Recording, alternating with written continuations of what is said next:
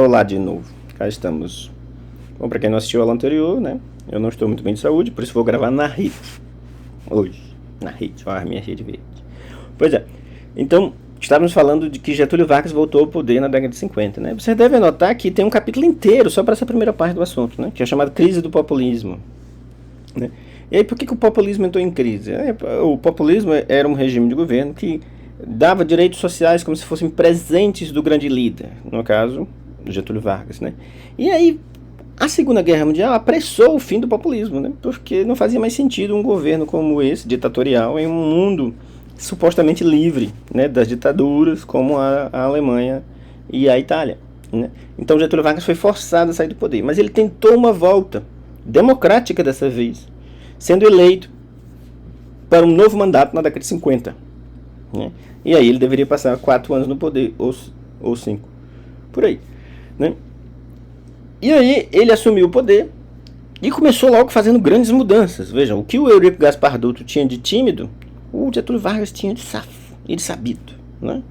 Então ele começou a fazer grandes mudanças e, por exemplo, ele instituiu a Petrobras, né? Havia uma campanha civil chamada O Petróleo é Nosso, né?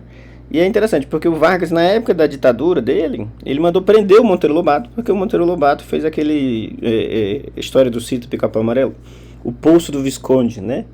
Dizendo que o Brasil podia sim explorar o petróleo por ele mesmo, né? E ele mandou prender o Monteiro Lobato.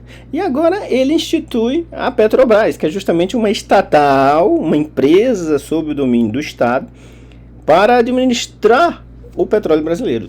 Isso foi uma grande prova de independência em relação aos Estados Unidos. Por quê? Os americanos já tinham até prédio no Brasil, no Rio de Janeiro, comprado para ser a sede da empresa de petróleo, né, americana que ia administrar o nosso petróleo aqui.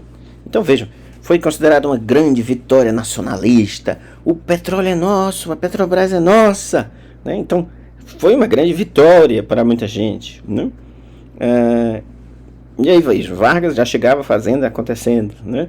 Em 1951 teve uma grande greve de trabalhadores. 100 mil pessoas pararam, né? Vejam, de vez em quando o Brasil tinha grandes greves, né? Eu não sei se vocês não vão lembrar, né? É pedir demais de vocês, mas em 1919 já teve uma grande greve, né, no Brasil.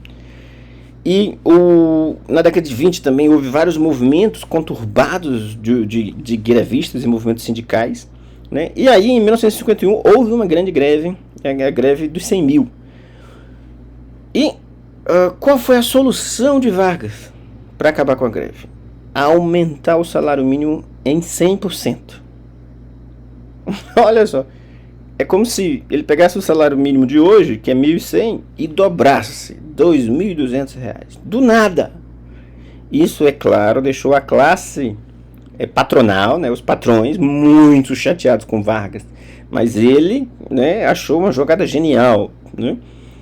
Depois, quando o pessoal começou a reclamar, ele disse que a culpa era do Jango, o João Goulart, que tinha um certo parentesco com ele, né, e que era ministro do Trabalho.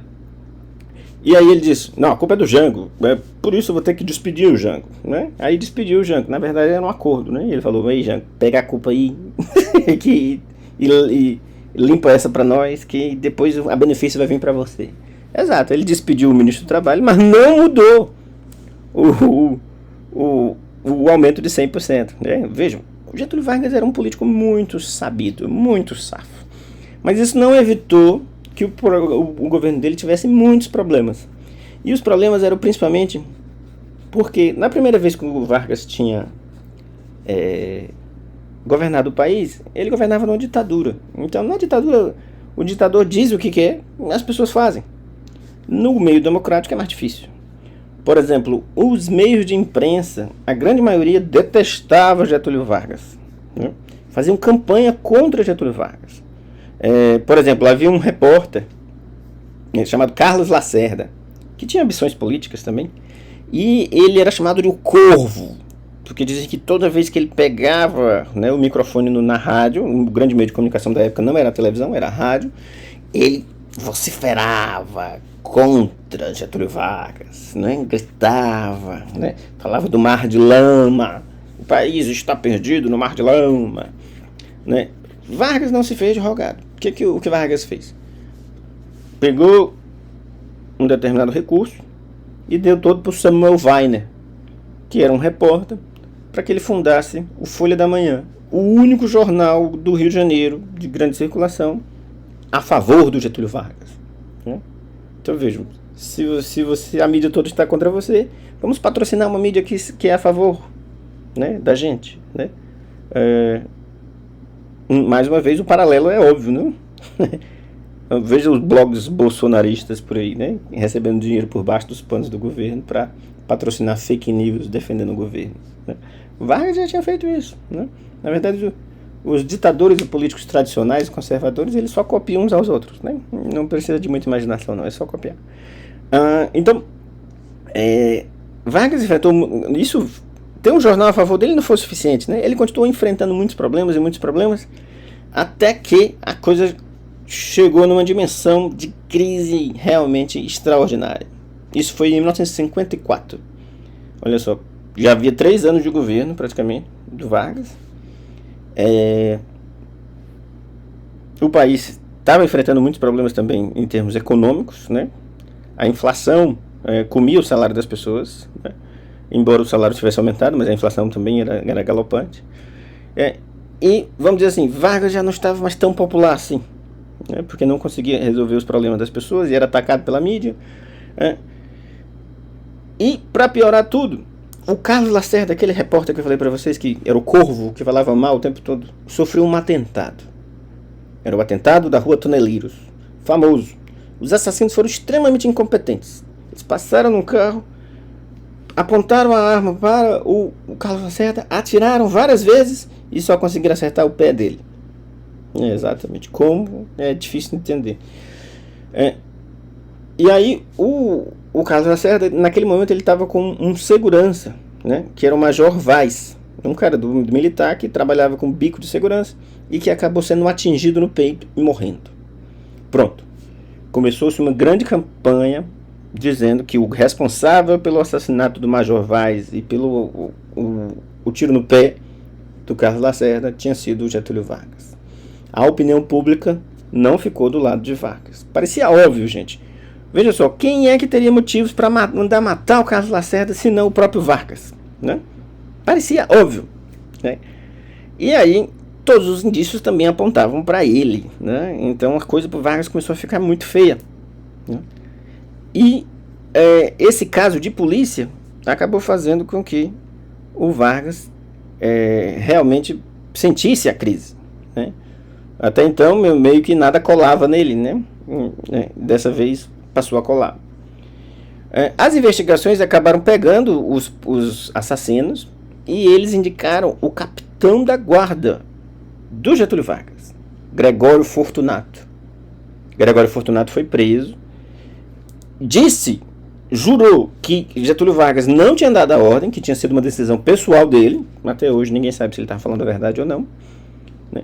Mas o fato é que a crise respingou demais no Getúlio Vargas e os coronéis resolveram agir. E aí vejam, mais uma vez o paralelo, né? Os coronéis estão sempre aí, os militares estão sempre aí tentando se meter na política. Os coronéis fizeram um manifesto dos generais ou dos coronéis e queriam forçar o Vargas a abdicar, a renunciar, né? Vargas se reuniu com os coronéis, ouviu aquilo tudo, né? Seu governo está simplesmente impossível, você precisa abdicar e tal. Vargas disse, ok, tudo bem, admito que estou derrotado.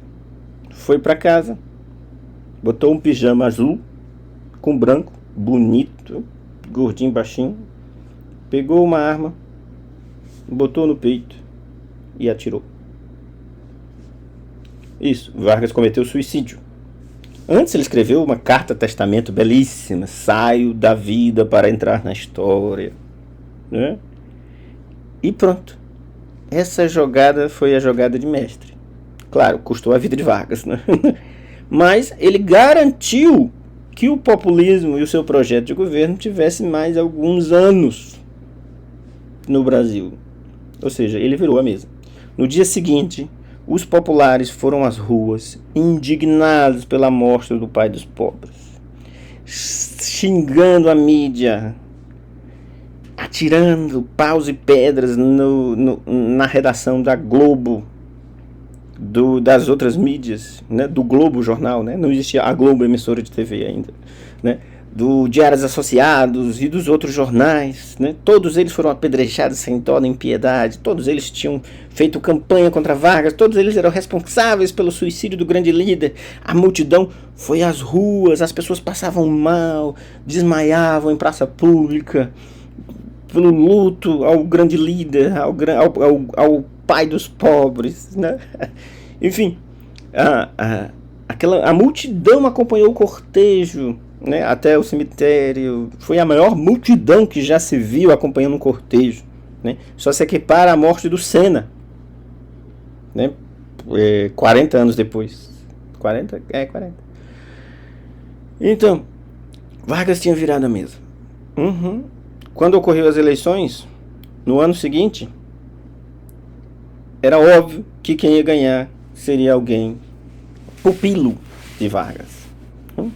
E aí acabou caindo no colo de Juscelino Kubitschek, um sujeito que era do PSD, não era do partido do Vargas, mas que tinha filiações políticas muito claras com o varguismo.